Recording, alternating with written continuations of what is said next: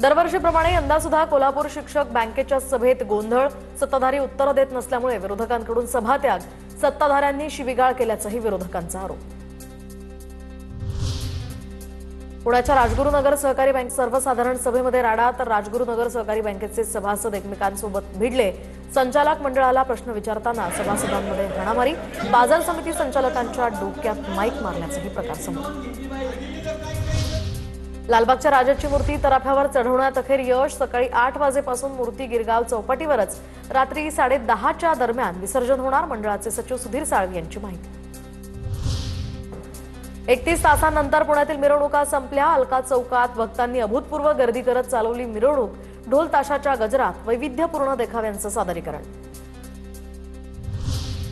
हिंगोलीमध्ये 17 सप्टेंबर रोजी ओबीसींच्या एल्गार मोर्चाचं आयोजन, तर ओबीसी नेते लक्ष्मण हाके यांच्या नेतृत्वात निघणार मोर्चा। कळमनुरी शहरातील महात्मा फुले पुतळ्यापासून उपविभागीय अधिकारी कार्यालयावर हा मोर्चा धडकणार। चंद्रग्रहणाच्या पार्श्वभूमीवर तुळजाभवानीच्या धार्मिक विधीच्या वेळेमध्ये बदल, तर रात्री 9:57 ते 1:30 या कालावधीमध्ये तुळजाभवानी मातेला शुभ्र श्वेत सोहळ्यामध्ये ठेवण्यात येणार। तर ग्रहण कालावधीच्या पार्श्वभूमीवर देवीच्या नित्योपचार धार्मिक पूजेमध्ये सुद्धा बदल।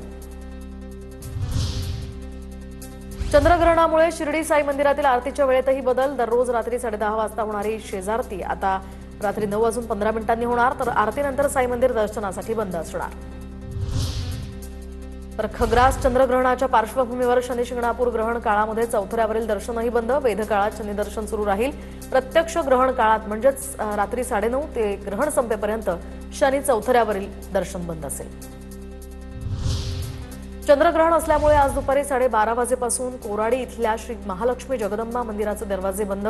भक्तांना दर्शनासाठी उद्या सकाळी 6 वाजता मंदिराचे दरवाजे उघडण्यात येणार।